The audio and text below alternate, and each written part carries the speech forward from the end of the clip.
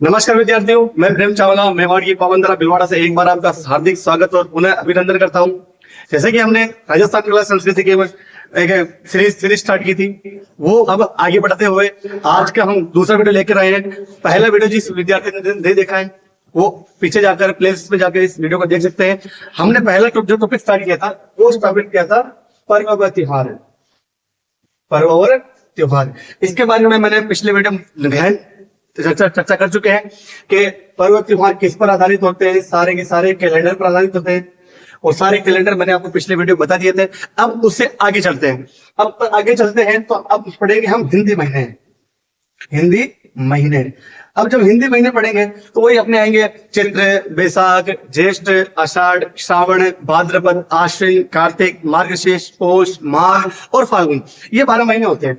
अब अपना जो भी हिंदी महीना होता है ना, आपको पता है कि उसमें 2 पक्ष होते हैं। पहला जो पक्ष होता है वो होता है कृष्ण पक्ष, हमें पता है कृष्ण पक्ष, और दूसरा जो पक्ष होता है उसका होता है शुक्ल पक्ष। भाई सारा एक नाम है, हमें दूसरा नाम पता है। हाँ, इस कृष्ण को कहते हैं बलि, ठीक है, और इसको कहते हैं सुदी, ठीक है। बलि पक्ष और सुदी पक्ष, कृष्ण पक्ष को बलि पक्ष भी कहा जाता है, शुक्ल पक्ष को सुदी पक्ष भी कहा जाता है, ठीक है। तो ध्यान रखना, 2 पक्ष होते हैं अपने, एक तो होता है कृष्ण पक्ष और एक होता है शुक्ल पक्ष। अब कृष्ण पक्ष जो चलता है वो चलता है अपने कृष्ण एकम से लेकर कृष्ण एकम से अमावस्या तक। कृष्ण एकम से लेकर अमावस्या तक अपने पूरा का पूरा कृष्ण पक्ष चलता है, और शुक्ल पक्ष चलता है आपके शुक्ल एकम से पूर्णिमा तक। ऐसे कहते हैं पूर्णिमा का चांद, किसी की सुंदरता देखकर उसका बखान करते हैं कि ये पूर्णिमा का चांद है, लेकिन चांद एक ही होता है पूरे विश्व में, बाकी इसके अलावा कोई चांद नहीं है, सब मोह माया है। अपने को ध्यान रखना है कि शुक्ल पक्ष का जो चांद होता है वो सिर्फ पूर्णिमा में आता है। तो अपने को पहला हिंदी महीना, हिंदी महीने के 2 पक्ष है, पहला कृष्ण पक्ष, दूसरा शुक्ल पक्ष। कृष्ण पक्ष चलता है आपके कृष्ण एकम से लेकर अमावस्या तक, और इसके बाद में अमावस्या के बाद में शुक्ल पक्ष लगता है। शुक्ल पक्ष में जो आता है शुक्ल एकम से लेकर पूर्णिमा तक। तो यह ध्यान रखना, अपना जो भी महीना आता है, चाहे 12 ही महीनों में जो भी महीना आएगा वो सारे के सारे उसके 2 पखवाड़े होते हैं। पहला कृष्ण पक्ष होता है, दूसरा शुक्ल पक्ष होता है। अब एक चीज ध्यान रखना, अब हम पढ़ेंगे 12 के 12 हिंदी महीने। अब हिंदी महीनों में जो सबसे पहला महीना आता है अपना, वो महीना आता है आपके चैत्र।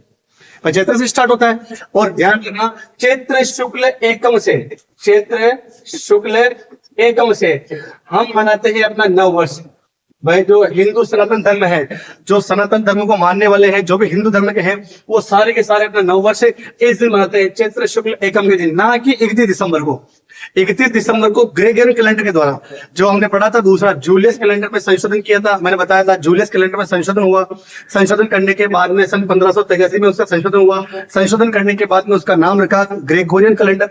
उसी कैलेंडर में जो 31 दिसंबर है, 31 दिसंबर को पूरा विश्व मनाता है नव वर्ष, लेकिन सनातन धर्म जो है, हिंदू धर्म जो है, वो मनाता है अपना नव वर्ष चैत्र शुक्ल एकम के दिन। तो वही महीना हम पढ़ेंगे। इस महीने को समझने के लिए अपने को त्योहार ढूंढना है, उस त्योहार का नाम है होली। सभी होली खेलते हैं? ऐसा कोई नहीं है होली नहीं खेली होगी। जो भी हिंदू धर्म में है, जो भी सारे हिंदू धर्म के हैं, उस धर्म को मानने वाले हैं, वो सारे के सारे होली खेलते हैं। अब हम होली क्यों मनाते हैं? होली त्योहार मनाने का कोई ना कोई कारण तो होगा, कोई ना कोई रीजन तो होगा। जी हाँ, होली मनाने का कारण है, एक व्यक्ति का आपने नाम सुना होगा, एक व्यक्ति का नाम था हिरण्यकश्यप। हिरण्यकश्यप की एक बहन थी, उस बहन का नाम था होलिका। और होलिका के हिरण्यकश्यप का एक पुत्र था, उनका नाम था प्रहलाद, जिन्हें हम कहते हैं भक्त प्रहलाद। भक्ति की थी इन्होंने। प्रहलाद जो थे ये भगवान विष्णु के उपासक थे, भगवान विष्णु के उपासक थे। तो प्रहलाद जो थी भगवान विष्णु के उपासक थे, लेकिन इनकी उपासना का विरोध करने वाले व्यक्ति इनके पिता थे हिरण्यकश्यप। तो प्रहलाद को अपने रास्ते से हटाने के लिए हिरण्यकश्यप ने बहुत अनेक प्रयास किए, लेकिन भगवान विष्णु के चमत्कार थे, वो उन्हें कुछ नहीं कर पाया। इन होलिका जो थी, इन होलिका की सगाई तय हुई थी अपने एक लोक देवता है राजस्थान में, जिन्हें छेड़छाड़ के लोक देवता कहते हैं, उनका नाम है इलोजी। इलोजी के साथ में इनकी सगाई तय हुई, और इनके विवाह का जो दिन तय किया गया था वो किया गया था फाल्गुन पूर्णिमा। अब इस फाल्गुन पूर्णिमा के दिन घर में मेहमान थे, पूरे चारों तरफ विवाह के शहनाइयां बज रही थी। इधर हिरण्यकश्यप ने अपनी बहन होलिका से कहा कि विवाह से पूर्व तुम मेरे भतीजे प्रहलाद को लेकर आग में बैठ जाए। आगे बैठ जा। इन्होंने बोला क्यों? तो वो भगवान विष्णु को उपासक है और मैं विष्णु को नहीं मानता, इसलिए आप इसको लेकर आगे बैठ जाओ।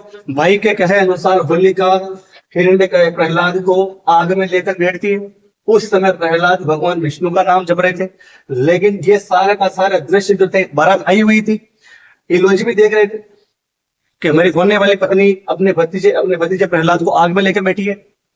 उस समय भक्त प्रहलाद भगवान विष्णु का नाम ले रहे थे। भगवान विष्णु के चमत्कार से उस समय होलिका जल गई, प्रहलाद बच गया। इसलिए बुराई पर अच्छाई की जीत में सनातन धर्म में एक त्योहार मनाता है, उस त्योहार का नाम है होली। ठीक है, और साथियों होली का त्योहार मनाते हैं। अब ध्यान रखना, होली का त्योहार आता है आपके फाल्गुन पूर्णिमा, और पूर्णिमा के अगले दिन आप ध्यान रखना, अमावस्या से आगे आती है पूर्णिमा, और पूर्णिमा जिस दिन आती है उसके अगले दिन से नया महीना शुरू होता है, नया महीना शुरू होता है। तो जिस दिन फाल्गुन पूर्णिमा थी, तो फाल्गुन पूर्णिमा के अगले ही दिन आपके शुरू हो गया चैत्र महीना।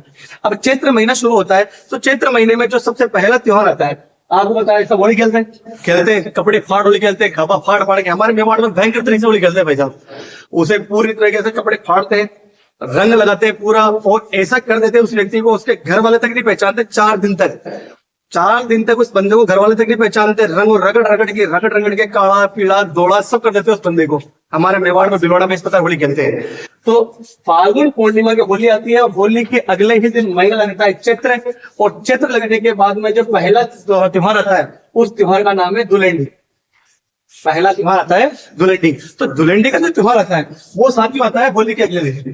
तो होली के अगले दिन से ही आपके फाल्गुन पूर्णिमा के दिन से ही अगला महीना शुरू हो जाता है, उस महीने का नाम है चैत्र।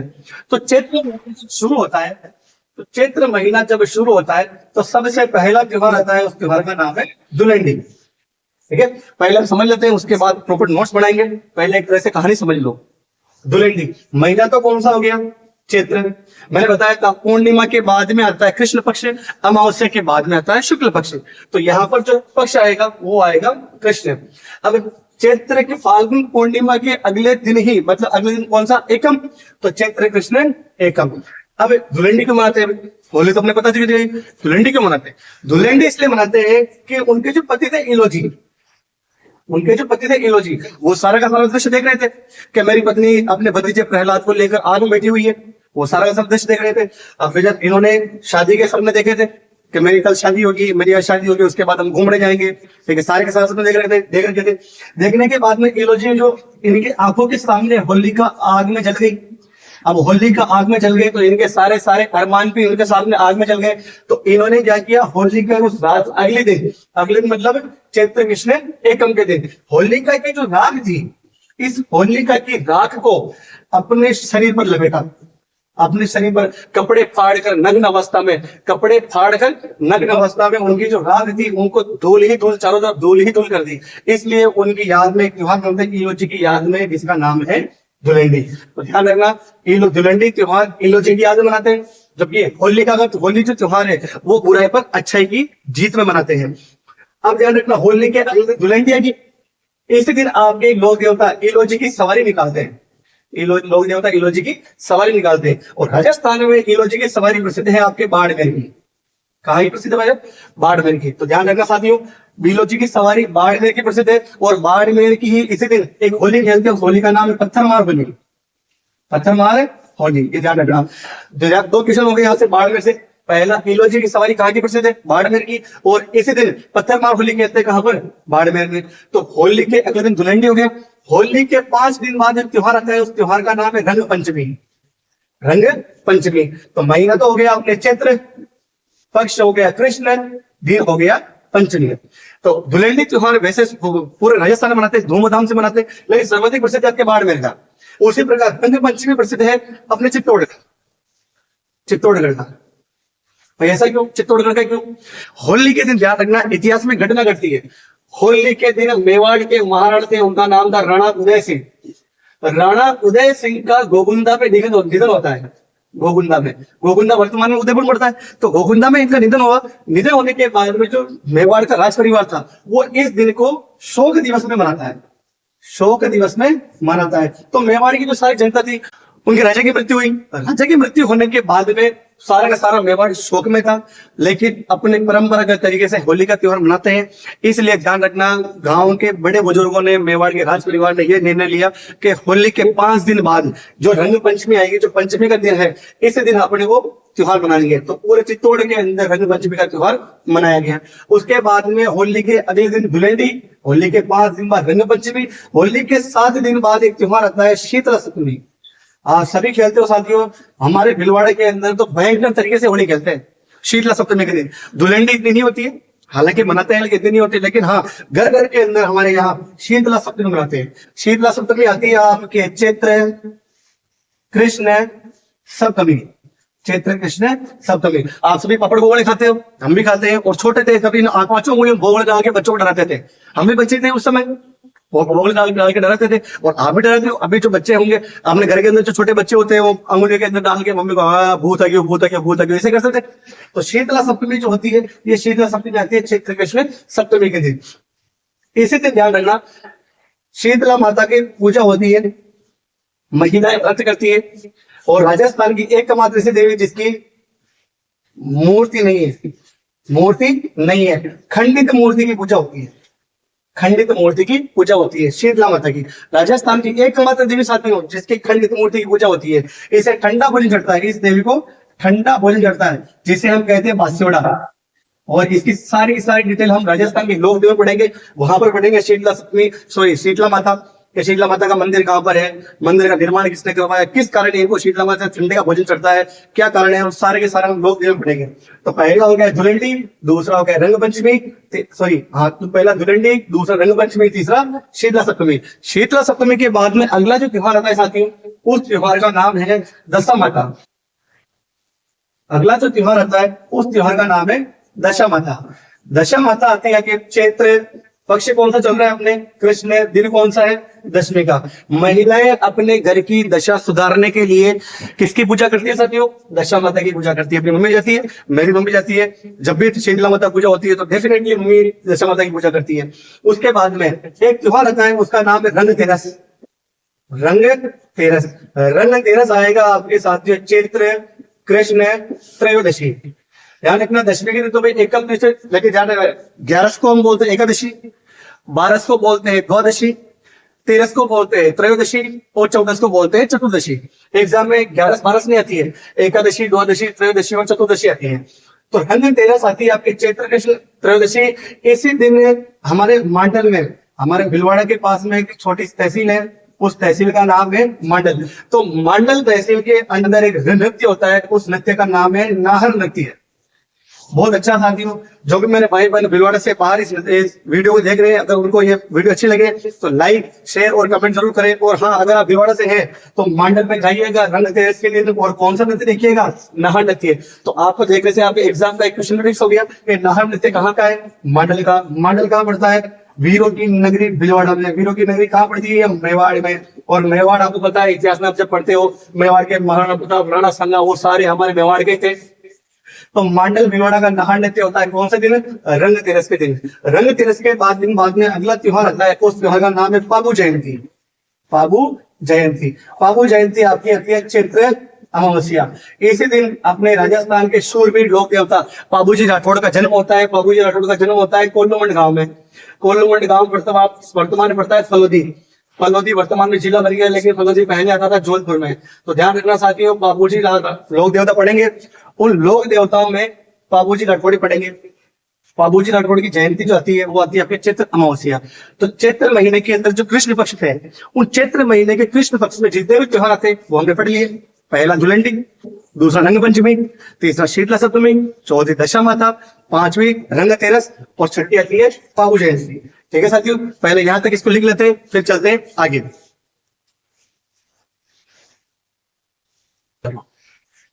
ठीक है साथियों, अब यहां पर लिखते हैं पहला जो महीना, पहले तो हम लिखे थे वो हिंदी महीना है। हिंदी महीना, हिंदी महीने को हमने 2 भागों में बांटा था। एक बांटा था कृष्ण पक्ष और दूसरा आया था आपके शुक्ल पक्ष। भाई आपके कृष्ण पक्ष चलता है, वो चलता है आपके कृष्ण एकम से अमावस्या। कृष्ण एकम से अमावस्या, और दूसरा चलता है शुक्ल पक्ष, शुक्ल एकम से पूर्णिमा, शुक्ल एकम से पूर्णिमा। ये 12 महीने थे, 12 महीने पढ़ेंगे। तो जो हिंदी महीना होता है, दो पक्ष होते हैं, कृष्ण पक्ष और शुक्ल पक्ष। कृष्ण एकम से अमावस्या, शुक्ल एकम से पूर्णिमा। अब जो हमारा सबसे पहला महीना आता है, वो पहला महीना आता है साथियों चैत्र। अब चैत्र के अंदर जो सबसे पहला त्योहार आता है, उस त्योहार का नाम है धुलंडी। धुलंडी, धुलंडी आएगा आपके चैत्र कृष्ण एकम।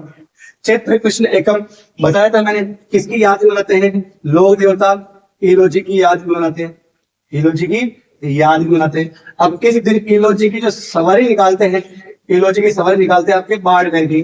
कहाँ की प्रसिद्ध है? बाड़मेर की। और बाड़मेर की सवारी निकालने के बाद में, बाड़मेर की सवारी निकालने के बाद में इसी बाड़मेर में इसी दिन एक होली मनाते हैं। उस होली का नाम है पत्थर मार होली, पत्थर मार होली। ठीक है साथियों, तो धुलंडी आएगी आपके चैत्र कृष्ण एकम के दिन।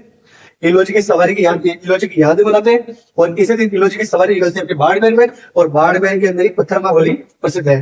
धुलंडी के बाद में अगला जो त्योहार आएगा, उस त्योहार का नाम है आपके रंग पंचमी। रंग पंचमी, रंग पंचमी आएगा आपके चैत्र कृष्ण पंचमी, चैत्र कृष्ण पंचमी। और रंग पंचमी प्रसिद्ध है आपके चित्तौड़गढ़। कहाँ की प्रसिद्ध है साथियों? चित्तौड़गढ़ की प्रसिद्ध है। उसके बाद में तीसरा जो त्योहार आएगा, उस त्योहार का नाम है आपके शीतला सप्तमी।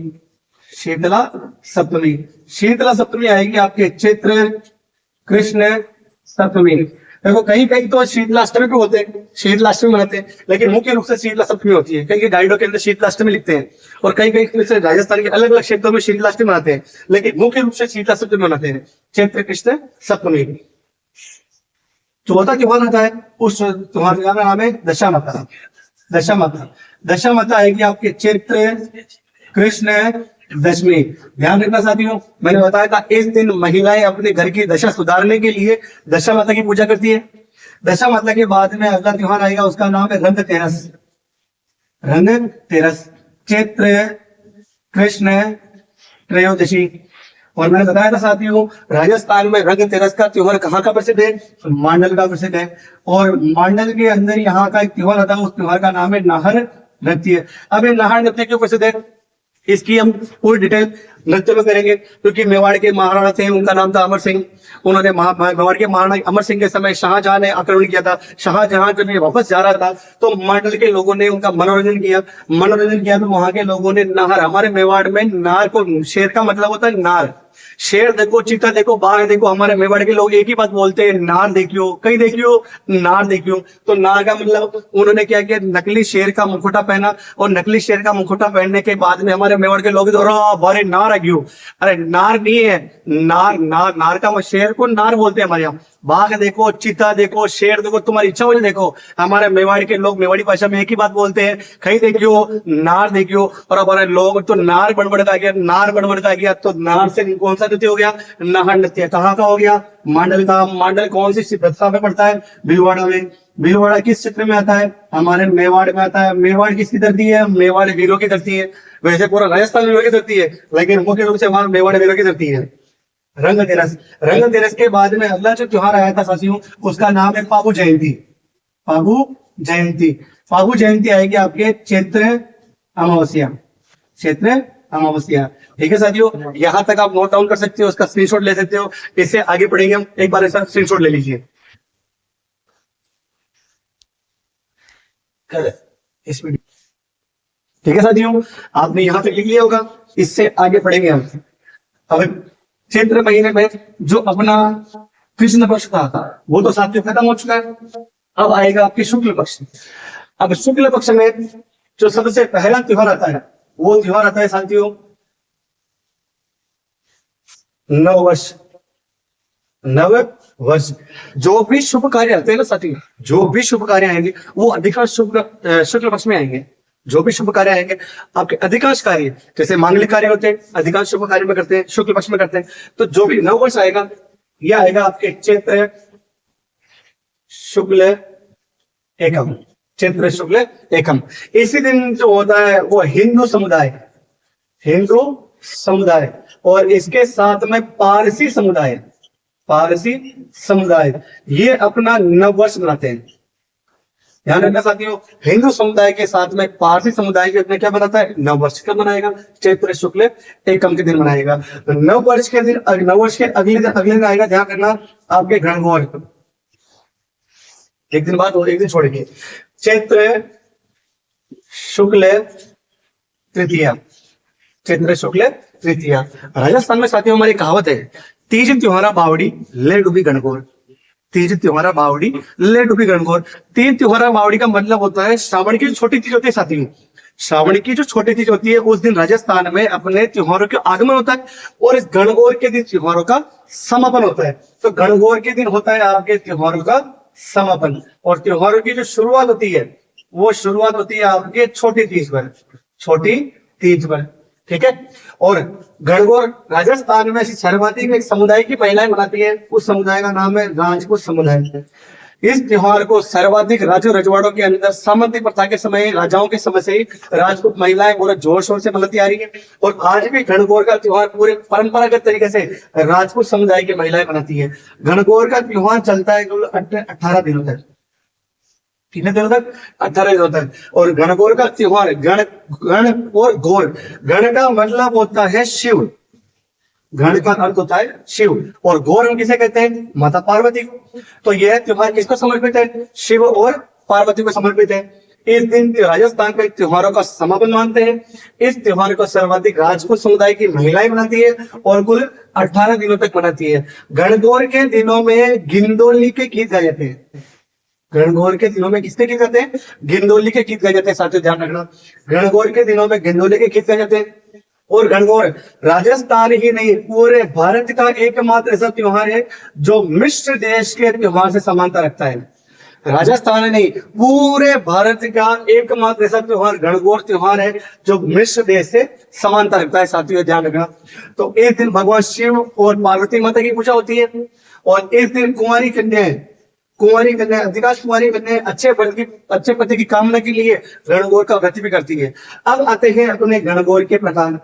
भाई राजस्थान में अलग अलग प्रकार की गणगौर मनाते हैं, अलग अलग प्रकार की गणगौर मनाते हैं। तो सबसे पहली जो गणगौर आती है उस गणगौर का नाम है बिना ईसर की गणगौर, बिना ईसर की गणगौर।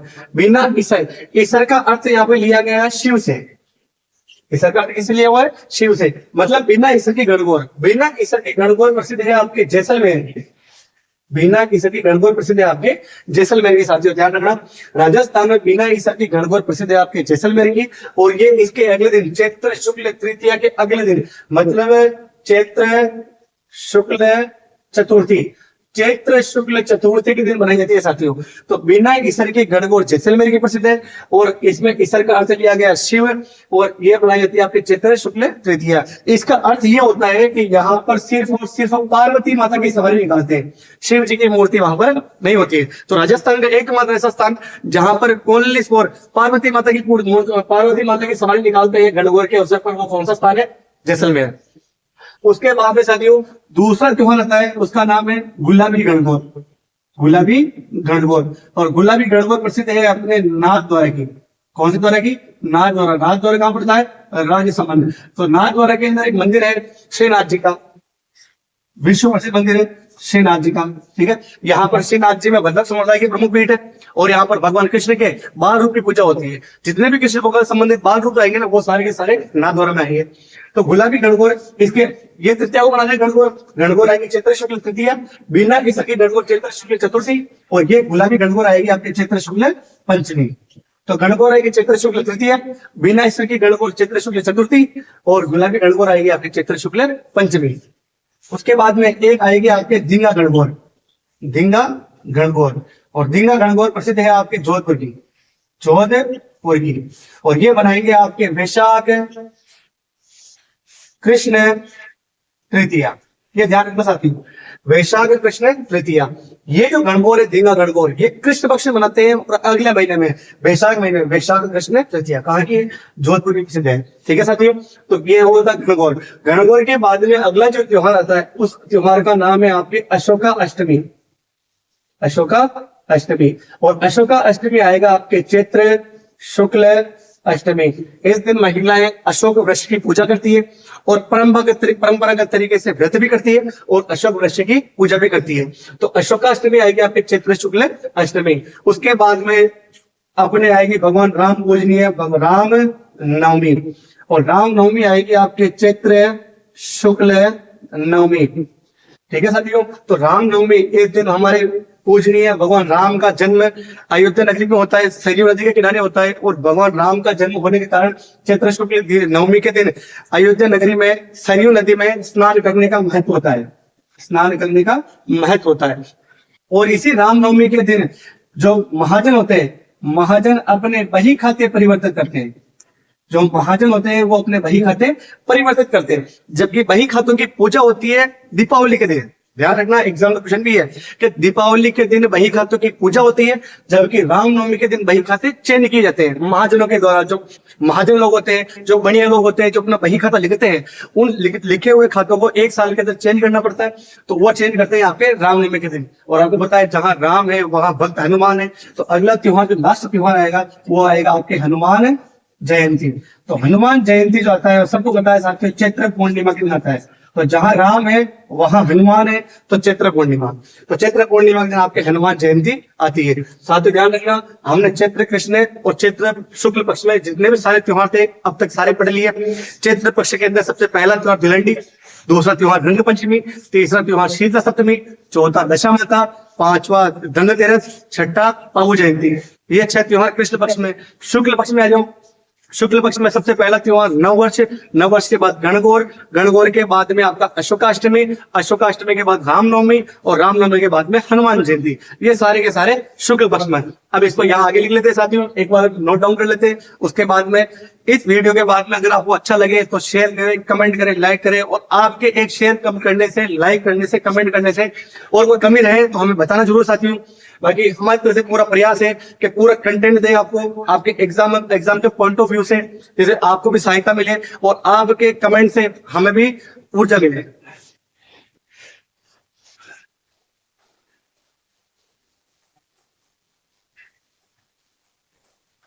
तो अब हम आगे बढ़ेंगे शुक्ल पक्ष में। चैत्र पक्ष तो हमने लिख लिया था, अब आएगा आपके शुक्ल पक्ष। शुक्ल पक्ष में जो सबसे पहला त्योहार आएगा वो आएगा नववर्ष। नववर्ष आएगा साथियों आपके चैत्र शुक्ल एकम के दिन। इस दिन हिंदू समुदाय प्लस पारसी समुदाय अपना मनाते हैं नववर्ष मनाते हैं। उसके बाद में नववर्ष के बाद में आएगा आपके एक त्योहार आएगा, उसका नाम है गणगौर। वेरी वेरी इंपोर्टेंट त्योहार गणगौर आएगा आपके चैत्र शुक्ल तृतीया के दिन। मैंने बताया था गण का अर्थ क्या होता है, शिव। गौर का अर्थ क्या होता है, पार्वती। मतलब किसको समर्पित है, शिव व पार्वती को समर्पित है। ठीक है, इस दिन राजस्थान में त्योहारों का समापन होता है।